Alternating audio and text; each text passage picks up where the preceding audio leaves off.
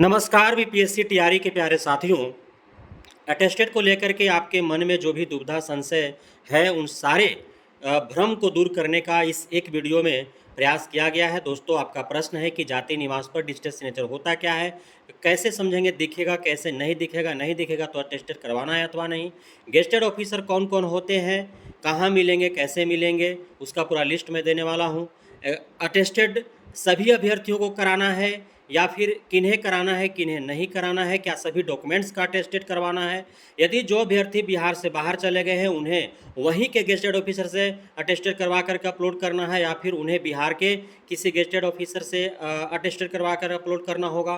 बन रही है इस वीडियो में अंत तक। मैं राकेश वर्मा आप सभी का स्वागत करता हूँ आपके अपने भरोसेमंद और पसंदीदा एजुकेशनल चैनल लेसन गुरुकुल पर। मैं आपके इन सारे सवालों का जवाब बेहद ही सरल और सरल भाषा में दूंगा, आपको समझ में आ जाएगा और इस वीडियो को देखने के बाद आपका कोई भी अटेस्टेड को लेकर के दुविधा नहीं होगा। दोस्तों, डिजिटल सिग्नेचर की बात है तो आप देख पा रहे हैं आपके समक्ष है, चाहे आपका निवास प्रमाण पत्र हो या जाति प्रमाण पत्र हो, EWS हो, कुछ भी हो, डिजिटल से यहाँ पे लिखा हुआ हस्ताक्षर राजस्व अधिकारी सिग्नेचर रेवेन्यू ऑफिसर, और ऊपर लिखिए, देखिए लिखा है डिजिटली साइंड बाई, जो भी आपका हिमांशु कुमार या जो भी है प्रियांशु कुमार या कोई भी लेडी भी हो सकती हैं, और डेट जिस तिथि को सिग्नेचर किए हैं, किस टाइम को सिग्नेचर किए हैं, सारा चीज़ रहेगा।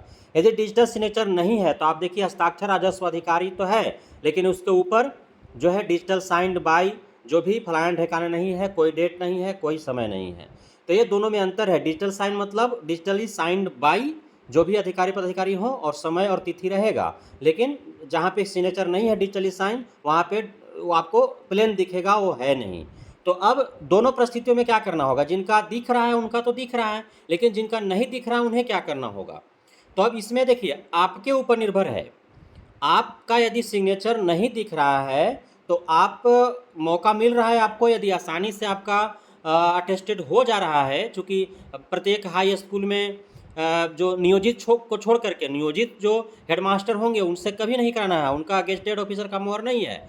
जो राजकर्मी जो हेडमास्टर हैं, बीपीएससी पास करके जो हेडमास्टर बने हैं, जो गेस्टेड जिनके पास गेस्टेड मोहर है, तो उनसे कराना है। चूँकि आपका हस्ताक्षर और मोहर दोनों लगवाना है, उसके साथ साथ उनका नाम, उनका पद का नाम, कहाँ पे पदस्थापित है और उनका मोबाइल नंबर भी पूरा आपको देना है। तो ये आपको करवाना है। अब एक प्रश्न का हल मिल गया कि जाति निवास पर कब आपको अटेस्टेड करवाना है, कब नहीं करना।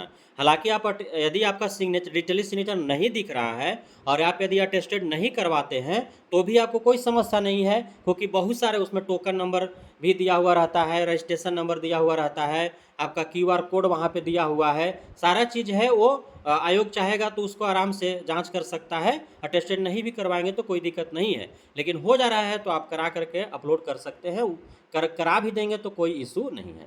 दोस्तों, उसके बाद है कि किन्हें अटेस्टेड करवाना है, किन्हें नहीं कराना है। दोस्तों, इसमें तो लिखा हुआ नहीं है कि DLED को ही कराना है या BED को ही कराना है। तो DLED BED के जितने भी 5,25,000 साथी हैं, सभी लोगों को, यदि उसमें से जितने लोगों को गलती किसी भी तरह का कोई डॉक्यूमेंट्स है तो अटेस्टेड करवा करके और जो है अपलोड करेंगे। सभी डॉक्यूमेंट्स का अटेस्टेड आपको नहीं, ऐसा नहीं है कि आप जितने डॉक्यूमेंट्स अपलोड किए हैं सभी को प्रिंट आउट करवाएंगे और फिर अटेस्टेड करवाएंगे फिर अपलोड करेंगे, ऐसा नहीं है।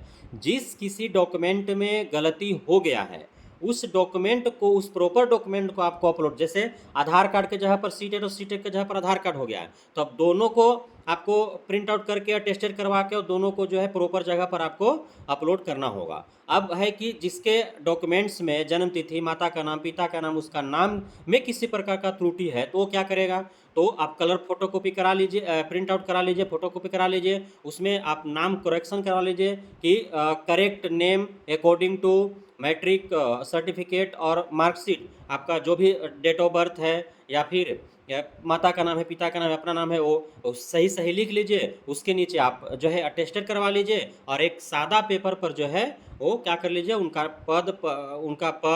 पद का नाम, कहाँ पदस्थापित है, उनका मोबाइल नंबर लिख करके और साथ ही दोनों जो है वो अटैच करा करके और सिस्टम से उसको स्कैन करवा लीजिए और 100 KB में उसको करके, और ऐसा होना चाहिए कि वो पढ़ा जा सके।